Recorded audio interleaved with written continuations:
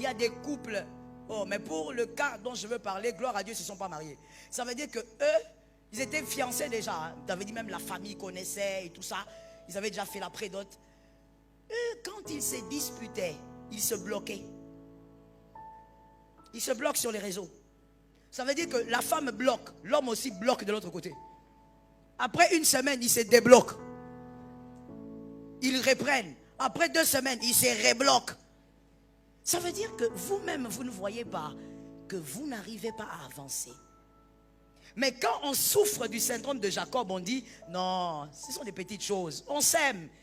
L'amour, je vais choquer quelqu'un. Des fois, l'amour ne veut rien dire. Faites attention. L'amour est quelque chose qui peut vous tromper. Vous devez tenir compte de la compréhension. Est-ce que vous vous comprenez? La capacité de dialoguer, la compatibilité commence par un élément que j'aime beaucoup. Et je préfère commencer par là. Comment savoir qu'on est compatible? Cet élément, c'est la capacité de s'améliorer. La capacité de s'améliorer. Et ça passe par la compréhension. La compréhension. Premièrement, la compréhension entre vous deux. Pour mieux se comprendre, il faudrait commencer par savoir se faire comprendre. Que quelqu'un me dise, il faut savoir se faire comprendre. C'est-à-dire, il y a des gens qui ne savent pas se faire comprendre. Il y a des gens qui sont incapables de se faire comprendre. Et il y a aussi des femmes qui sont incapables de se faire comprendre. Elles cachent ça par le silence. Quand elle dit une chose une fois, l'homme a l'air de ne pas comprendre, elle ne parle plus. Elle se tait. Au fait, c'est l'incapacité à se faire comprendre. Tu dois avoir la capacité de te faire comprendre, de nous communiquer ce qui est dans ta tête et de nous faire comprendre que c'est ce qui est bon. Lorsqu'on a la capacité de se faire comprendre, on est capable donc de vivre dans la compréhension. Lorsqu'on ne se comprend pas, où est-ce que vous allez? Tout cogite autour de la communication. Lorsque vous ne vous comprenez pas, vous voulez vous marier pour aller où? Il est normal que 2 personnes différentes aient des moments d'incompréhension. Même dans le mariage, il y en a d'ailleurs. Mais écoute, sur 7, tu ne peux pas avec une fiancée, un proposant ou même un avenir. Oui, parce que ce sont des noms, hein, de nouveaux noms. Tu ne peux pas sur 7 être trempé seulement 2 jours. Les autres jours, c'est la guerre. Les autres jours, on crie la communication. Si dans la communication, ça ne passe pas, faites attention à là où vous allez. Est-ce que quelqu'un me capte? Il y a des personnes d'ailleurs, quand elles communiquent bien, vous êtes amoureuses, hein? Mais quand vous communiquez bien, c'est quand il y a la 3e personne. Comme Adam et Ève, le serpent. Donc vous, il faut une 3e personne. Mademoiselle, laisse-moi un peu te poser une question. Si tu as vu ce que j'ai dit là, commence à prier et commence à trouver les chemins. Ok? Trouve-toi les chemins. Lorsque tu causes avec ton proposant, ton avenir, vous parlez. Quand son ami vient, il se lâche. Il éclate de rire. Il est plus joyeux avec son ami qu'avec toi. Où est-ce que tu vas? Maintenant, regardez comment vous les filles, vous vous consolez bizarrement. C'est normal, c'est son ami d'enfance. Même si c'est son ami d'enfance, toi tu es son ami d'aujourd'hui. Ah mais oui, l'ami d'aujourd'hui, donc il doit se sentir mieux avec toi qu'avec ses amis d'enfance. Mais toi tu remarques que quand son ami d'enfance vient, oh mon ami, des fois même il y a des hommes, vous savez, des hommes extravertis qui parlent trop, vous savez non? Ah ouais, ils sont à côté de vous là. Donc il parle tellement trop qu'il ne se contrôle pas. Quand il cause avec toi, il est là, ouais tu sais, vraiment 2023 il faut qu'on se marie. Dès qu'il voit son ami, oh mon frère, comme je te vois, je sens la vie. Il ne se rend même pas compte que la proposante est là. Il sent la vie et il a dit la vérité. Quand il est avec les autres, il est mieux que quand il est avec toi. Écoute-moi, toi qui es engagé avec quelqu'un, parce que je sais que tu es là. Est-ce que si on enlevait votre amour, la compagnie de cette personne est plaisante? est-ce que vous pourrez rester à causer pendant des heures à rire si on enlevait l'amour? Vous pourrez? Si la réponse est non, tu dois réfléchir. Parce qu'en réalité, avant d'aller dans un mariage et s'assurer que la communication sera bonne, il faudrait être en relation avec un ami. Ton proposant doit devenir un ami. Quand je dis être un ami, ça ne veut pas dire que tu dois aller draguer ton ami quand tu avais 7 ans. Il y a toujours des hommes qui n'entendent pas bien. Ils vont sortir d'ici. Le pasteur avait dit, il faut que ce soit une amie. Où est mon ami quand j'avais 8 ans? Je n'ai pas dit ça. J'ai dit, même quand tu courtises la fille, même si tu l'as courtisée hier, mais tu remarques que au-delà de l'amour, c'est une amie. Tu peux passer des heures à causer avec elle et c'est plaisant. Si tu ne tiens pas compte de ça aujourd'hui, mon frère, tu vas ressembler à ces mariés-là, qui sont mariés, mais qui ne causent jamais. Ils ne causent que quand il faut évoquer 3 choses. Premièrement, les enfants, les frais scolaires. Deuxièmement, la SNEL. Vous connaissez, non? La SNEL nous fait souffrir. Hein? La SNEL. Troisièmement, c'est dans les lieux secrets, dans l'obscurité. Là, il ne cause même pas, il dit seulement, je t'aime. Non, tellement aussi qu'il ne cause pas, même là-bas aussi. Réponds-moi, ne fais pas semblant, frère. Tellement qu'ils n'ont pas l'habitude de causer, même là-bas aussi. Mais si tu épouses une personne, avant même le mariage, quand elle n'est pas là, sa compagnie te manque. Ce n'est pas que l'amour, c'est-à-dire toi et lui, vous avez une relation d'amitié. Vous blaguez comme des amis. Vous aimez être ensemble. Quand vous allez vous marier, même si le problème est très chaud, vous finirez par dialoguer. Est-ce que quelqu'un m'entend bien? Même si c'est grave, vous allez dialoguer. Et encore, dans les lieux obscurs, ça sera de la musique. Vous allez chanter. Regarde comment elle fait semblant. Regarde. Je l'ai attrapée. Elle fait semblant. Ah, les filles. Qui vous a fait ça? La manière dont la fille a fait semblant. Quand je parle des lieux obscurs, elle est là comme ça. Alors qu'elle maîtrise la situation. Peut-être même qu'elle a un master dans l'événement. Mon frère, regardez déjà. Lorsque tu l'appelles pour dire, j'ai vu ça ici avec certains couples. Oh, il paraîtrait que les femmes aiment les sorties, c'est vrai? Ah oui, vous aimez les sorties? Vous ne voulez pas rester à la maison? Mais moi je veux vous dire, moi et mon mari, c'est l'inverse. Oui, moi j'aime pas les sorties. Oh, je vous dis, pas du tout. À chaque fois qu'il me propose de sortir, pour moi c'est comme si il m'a puni. Maintenant, comme il est écrit, femme, je commence à intercéder. Seigneur, pardonne-moi. Seigneur, pardonne-moi. Parce que moi-même, je prémédite la désobéissance. Mon mari aime beaucoup les sorties. Il aime les restaurants. Il aime ça. Moi, je n'aime pas ça. Ça m'agace. Quand je suis chez moi, je suis calme, je suis bien. Chez nous, c'est l'inverse. C'est bon pour vous dire que bon, ce n'est pas toutes les femmes qui aiment les sorties. Mais je dis ceci. Quand ton proposant te dit, on va au resto, tu es contente, vous partez. Quand vous causez au restaurant, deuxième indice pour les célibataires, vous parlez de vous ou vous parlez des autres. Si vous parlez des autres, c'est qu'il n'y a pas de communication là-bas. Vous avez un problème en réalité. Si vous êtes au resto, seulement en train de dire, oh, regarde le serveur, il est bien habillé. Oh, tiens, le menu, oh, il est beau. Vous devriez parler de vous deux. Mais si vous ne parlez pas de vous deux, la vérité c'est quoi? Vous n'avez pas de causerie qui vous touche à deux. Et c'est un problème. Commencez à y réfléchir. Un homme avec qui tu ne peux pas causer, mon frère, c'est la mort. Une femme avec qui tu ne peux pas causer, dialoguer, discuter, vous n'êtes pas loin de la mort. Beaucoup de couples, je connais certaines femmes qui ont été infidèles. Je ne parle pas des païennes. Je parle des personnes qui se disent chrétiennes et qui vont dans les églises. Elles ont été infidèles. Pas après 6 ans de mariage, pas après 15 ans, pas après 20 ans. Des fois même un peu plus. Mais pour certaines, elles ont été infidèles simplement.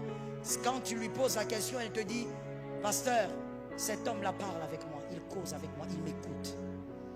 Quand je parle, il m'écoute. Mon mari ne m'écoute pas. Et moi, j'ai l'habitude de dire aux femmes, ce n'est vraiment pas une raison. Parce que cet homme n'a pas commencé à arrêter de t'écouter dans le mariage. C'est déjà avant qu'il ne t'écoutait pas. Mais vous, les femmes, vous ne voyez.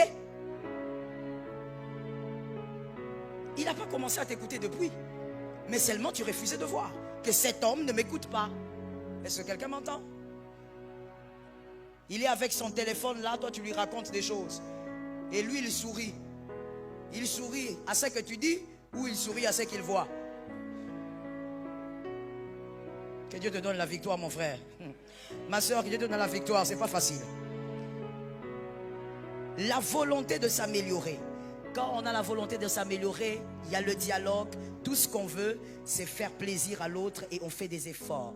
Même s'il y aura des failles, parce que vous êtes humain, mais vous allez faire des efforts. Je ne parle pas ici de celui qui dit vouloir s'améliorer. Je parle ici de celui qui fait des choses pour s'améliorer. Est-ce que quelqu'un m'a entendu? La deuxième chose qui pourrait révéler votre compatibilité ou même votre incompatibilité. La première, c'était quoi? C'était quoi? La capacité de s'améliorer, n'est-ce pas? Et dedans, il y a le dialogue, la communication. La deuxième chose qui pourrait vous aider à savoir si vous êtes compatible, c'est l'éducation. La différence éducationnelle. Il y a des choses qu'on n'aime pas dire dans les églises. Je ne sais pas pourquoi. Parce qu'il n'y a pas de raison biblique qui empêche cela. Mais je crois que c'est simplement attaché à un petit gène qu'on a et qu'on ne voudrait pas dire certaines choses. Ou encore, il y a la boîte de Pandore qu'on ne veut pas ouvrir. Mais certaines choses doivent se dire, surtout avec cette génération ici. Est-ce que quelqu'un m'entend? La différence éducationnelle, ça va même plus loin. La différence éducationnelle touche à votre cadre familial. Vous voulez épouser cet homme. Il est orphelin. Qui ont été ses tuteurs? Vous voulez épouser cette femme. Est-ce qu'elle sort d'une famille polygamique? Écoutez, arrêtez de vous leurrer. L'Église transforme les hommes, je le crois. L'Église transforme les femmes. Voilà pourquoi d'ailleurs nous prêchons. Mais sachez ceci, l'éducation qu'il a reçue va très souvent crier. J'ai entendu un seul amen. J'ai entendu un seul amen. Une personne qui a grandi dans une famille monogamique, avec un père présent, une mère présente, quand tu veux te lancer dans une histoire avec un garçon qui était fils d'une 4e femme, tu dois savoir là où tu vas. Il y aura forcément une grande différence dans vos éducations. Ici, mon frère, les parler en langue ne te sauvera pas. Ici, là, vision prophétique, tout ça, ça ne t'aidera pas. Tu dois ouvrir les yeux et savoir, j'épouse qui? Quel type d'éducation la personne a? Lorsqu'on parle de ces choses, il y a des personnes qui ont l'impression que nous sommes en train de diminuer d'autres. On ne diminue personne. Mais il faudrait seulement que ta connaissance soit éclairée. Toutes ces choses font partie du package éducationnel d'un être humain. Est-ce que quelqu'un m'entend? Le constat par exemple que j'ai fait, de manière générale, un garçon qui a grandi seulement avec sa mère, papa peut-être est parti, ou alors papa est mort, il a grandi seul avec maman. En dehors des cas rares, les exceptions ne manquent pas, mais en dehors des cas rares, en général, ce sont des garçons qui sont très capricieux. Très capricieux. Pourquoi? C'est quelque chose de logique, psychologiquement explicable. La mère joue 2 rôles. La mère joue le rôle du père, elle joue le rôle de la maman. À des moments, elle doit combler le vide de papa. Et ces garçons généralement grandissent capricieux. Mademoiselle, est-ce que tu es capable de vivre avec un homme capricieux?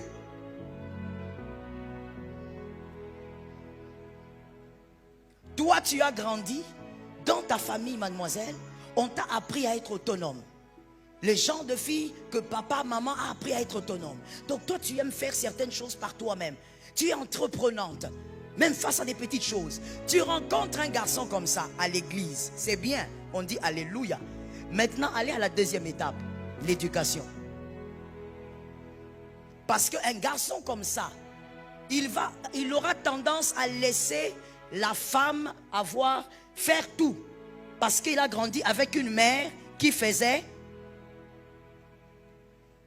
Et tu viendras, tu diras, mais moi j'ai épousé un homme paresseux. Tu n'as pas épousé un homme paresseux. Seulement tu n'es pas allé en profondeur face à son éducation. Là où vous sortez révèle aussi ce que vous êtes. Est-ce que quelqu'un m'entend? C'est comme ça que malheureusement, lorsqu'on ne dit pas ces choses, à l'église, qu'est-ce qu'on se dit? On est frères. Si je te rencontre, je t'aime, on avance. Non mon frère, on n'avance pas. Tu sors d'où, elle sort d'où. Il faut le savoir. La différence éducationnelle peut vous détruire. Est-ce que quelqu'un m'entend? Je parle ou je ne parle pas? Je parle ou je ne parle pas? Vous êtes sûr? La différence éducationnelle.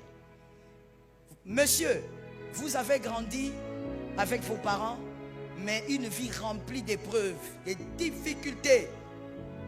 Tu es allé plusieurs fois au campus à pied. Tu arrives à l'église, tu as la foi en Dieu, tu crois que Dieu fera de toi quelqu'un d'exceptionnel. Tu rencontres une fille, mais elle n'a jamais connu la souffrance. Elle a grandi dans l'opulence. Quand tu dis je vais épouser cette fille, tu dois savoir que éducationnellement parlant, vous êtes différents. Tu dois savoir là où tu mets le pas. Sinon un jour, toi tu diras, cet argent ici, il faut économiser. Tiens ça ma chérie, c'est juste vraiment, c'est pas beaucoup, hein, mais tiens, on va économiser, on va faire quelque chose de grand. Là tu as bien économisé.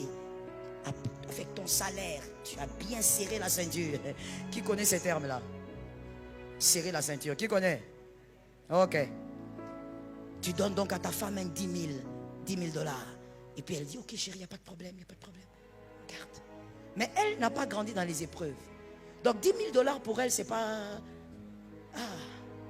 ce sont des arachides et des cacahuètes. Et donc toi tu es calme comme ce monsieur-là, bien veste. Tous les matins tu sors, travail. Tu dis que 10 000 balles sont à côté. Bientôt on va acheter une parcelle. Oh toi tu ne sais pas, mademoiselle, chaque soir, chérie je prends de l'air. D'accord. Mais tu ne sais pas où elle va prendre de l'air. Mon frère, tu sais, on rit, mais certaines personnes sont dans le mariage dedans. Ils se disent, à cause seulement de ce que le pasteur dit là, si je savais. Oh oui, je sais de quoi je parle. Et finalement, un jour tu demandes, tu dis, madame, j'ai vu une très belle parcelle. En tout cas, on va aller voir. Ah oui, d'accord, on va aller voir. Elle ne refuse pas aussi. Ces gens de filles là. Elle t'embarque, vous partez. Vous arrivez là, vous voyez, ouh là là, c'est joli. La verdure. Chérie, ici, on va construire la chambre des enfants. Ici, oui, d'accord. Mais on peut aller voir même le propriétaire. Tu pars même voir. Mon frère, dans la vie, il faut savoir qui tu épouses. Je t'assure. Il ne suffit pas de s'aimer. Il ne suffit pas d'avoir un même pasteur. Vous n'avez pas les mêmes origines. Donne-moi un amen bien. Et à un moment donné, après avoir causé avec le proprio là, monsieur, tu te tues. Tu dis non, nous on a 7 000. Est-ce que vous pouvez nous donner? Comment tu fais des calculs, ce qui reste là, tu vas commencer la fondation. On a 7 000. Le monsieur dit, il n'y a pas de problème, venez demain. Tu rentres content à la maison. Tu dis, chérie, alléluia, le Dieu de Philadelphie est fidèle. Alléluia. Chérie, sors un peu l'argent là, on va compter. L'argent? D'accord. Elle a grandi comme ça, façon. Je te dis, Donc, elle ne rendait compte à personne. On lui donnait tout ce qu'elle demandait. Elle te sort l'argent. Chérie, je ne t'ai pas dit que tu m'amènes la dîme. J'ai demandé l'argent. Parce que sur la table là, tu ne vois que 10 billets de $20. Tu te poses la question. Ça c'est quoi la dîme? Et puis elle te dit, mais chérie, pourquoi tu t'affoles? Les hommes, ça fait quoi la phrase là? Elle est à l'aise, hein? Pourquoi tu t'affoles, chérie? Elle a grandi, on n'a jamais même giflé comme ça. Papa n'a jamais grondé. Donc elle trouve tout normal. Pourquoi tu t'affoles? Calme-toi, chérie. J'ai juste utilisé pour acheter quelques robes, mais ça va aller. Tu vas travailler. L'argent de la parcelle est parti dans les robes de $1500. Ça va barder dans votre couple. Vous allez chercher cet homme de Dieu. Vous allez crier au téléphone. Papa, on doit te voir. Aujourd'hui, quelqu'un va mourir. Personne ne va mourir. Mon frère, personne ne va mourir. Le problème, c'est quoi? Tu peux même aller jusqu'à dire, elle dépense beaucoup, elle est irresponsable. Elle n'a jamais été irresponsable. C'est toi qui n'as pas su voir que vous avez deux éducations diamétralement opposées. Est-ce que quelqu'un m'entend? Je ne sais pas si je dois dire ça. Je ne sais pas si je dois choquer quelqu'un.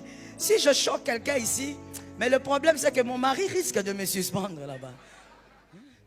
Est-ce que quelqu'un qui m'entend bien? Des choses qui paraissent banales, mais qui peuvent créer des grands problèmes dans la maison. Attention avec la différence éducationnelle. L'écart ne doit pas être trop grand. Il est évidemment possible que vous n'ayez pas la même éducation, mais évitez les trop grands écarts. Ne vous mentez pas à vous-même. Ce qui compte, ce n'est pas que de prier ensemble. Quand on a des problèmes, il est difficile de prier ensemble. Il faut tenir compte de ça.